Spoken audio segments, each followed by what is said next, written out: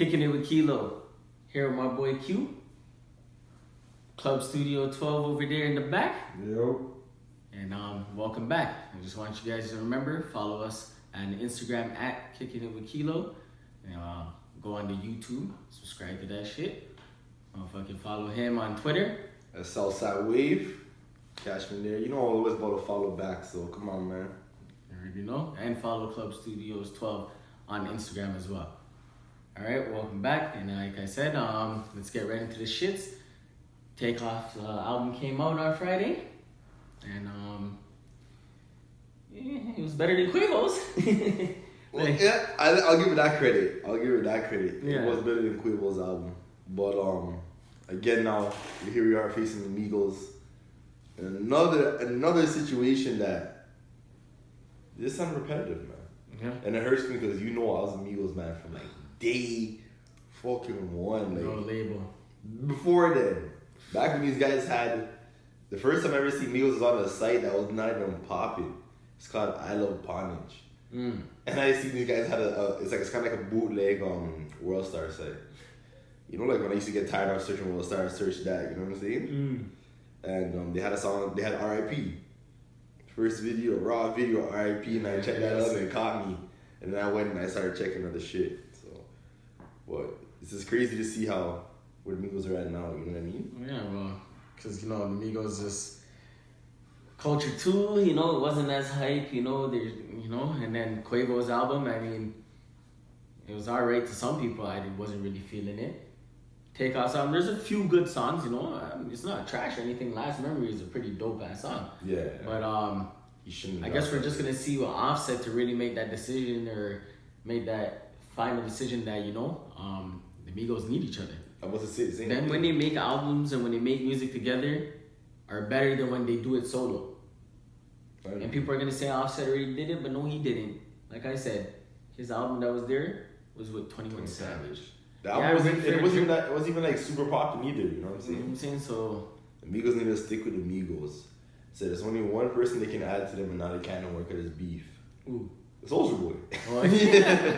Soulja Boy's the only man I know. When Soulja was with them, He makes fire bangers with the Migos. Fire with them, still no fire lie. with them. Oh no, man. Nah, man. Fuck. We're gonna see whenever Offset drops this thing, you know. I think Culture 3 is gonna drop next year.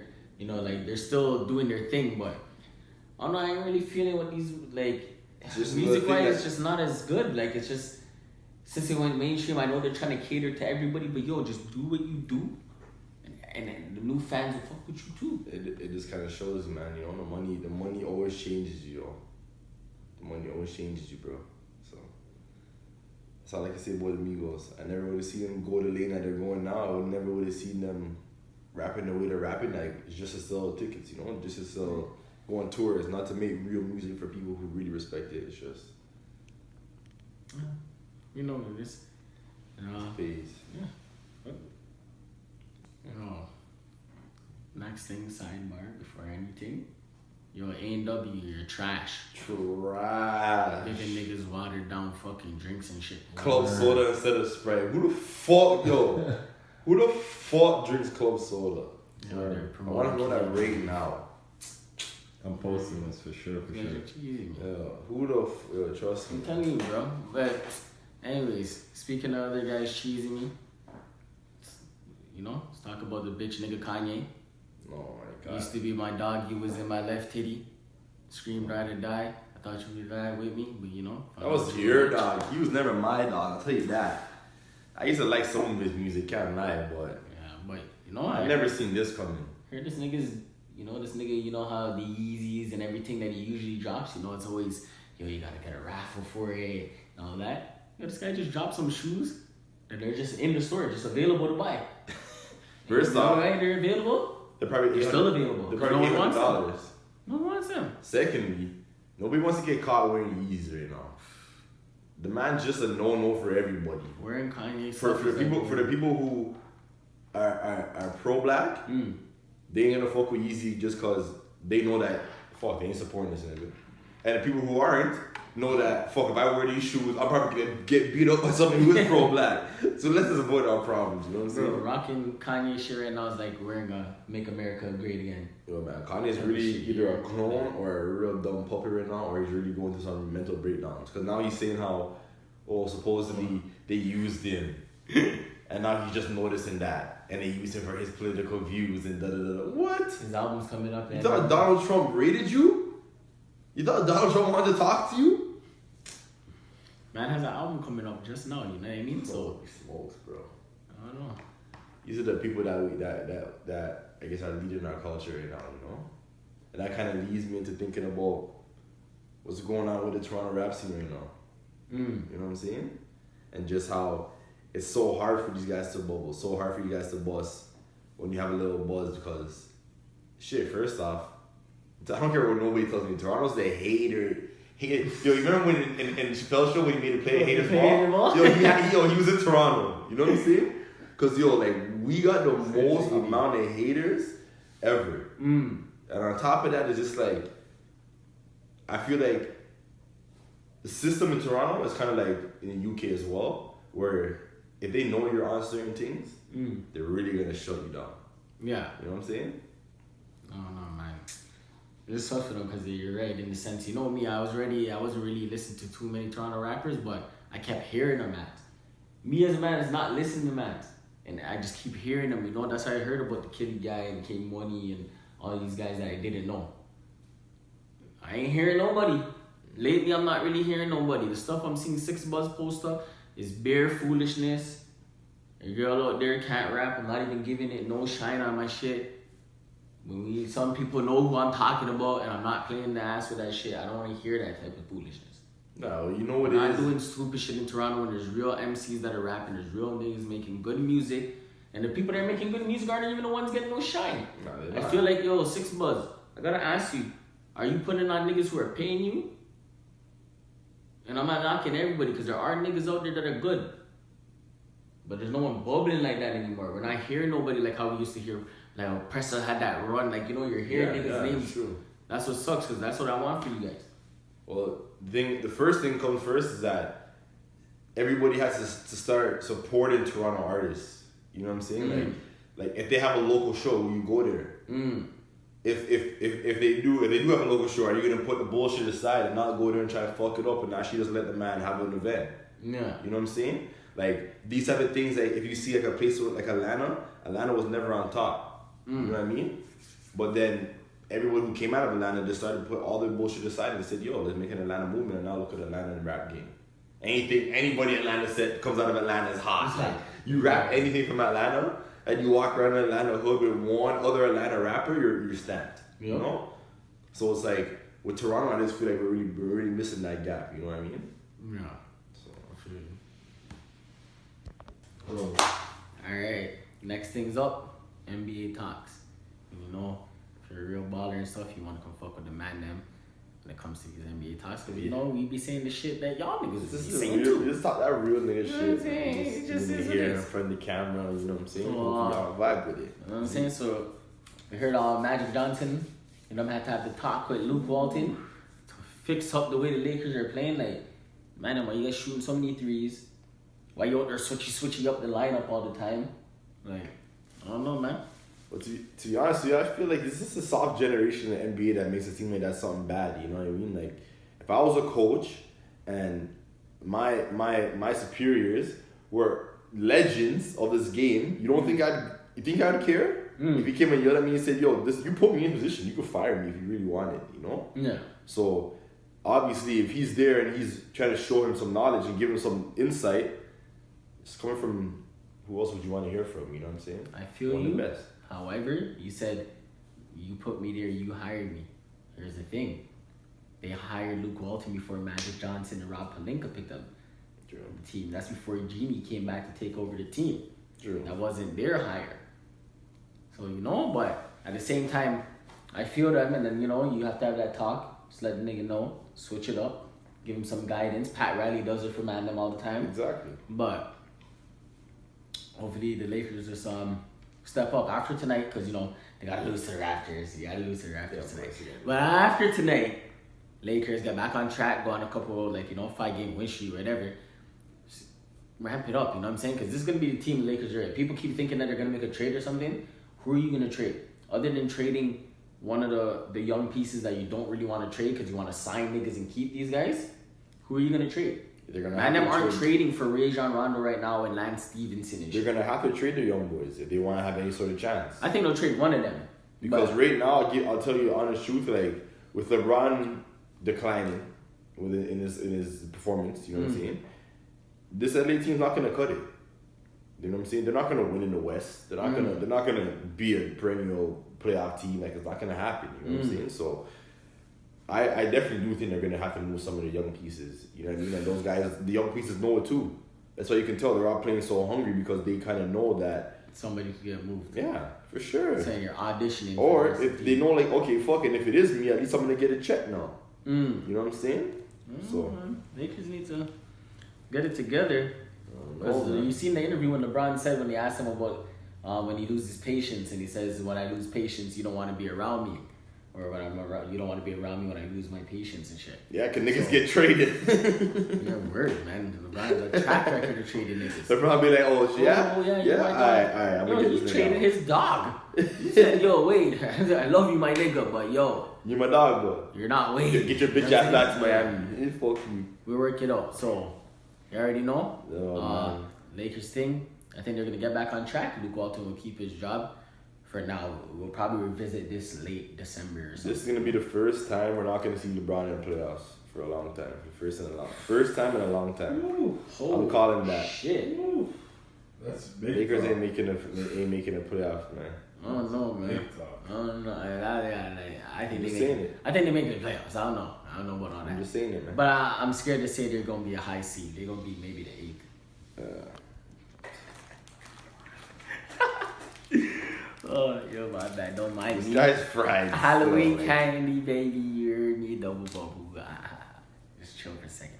But fucking next thing on the NBA, yo, you see Drummond and Embid? Yo, you guys just need to square up and let it bang. Yo, I'm telling you.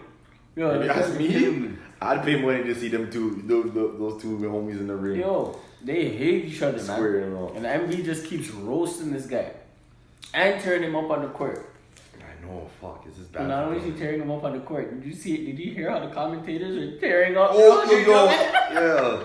The man hit all backwards. Like, what was he thinking? This is a professional basketball player. Wow, that was terrible. And then they're still going up the court, and they're like, no, like really? That was worse than his other 3-point shot. Then they showed the replay. The game's going on. Yo, okay, guys. Yeah. You remember when you're watching college basketball, right? And they're showing you like 2 different games at a time because they're both close. But like it makes sense because they're 2 close games.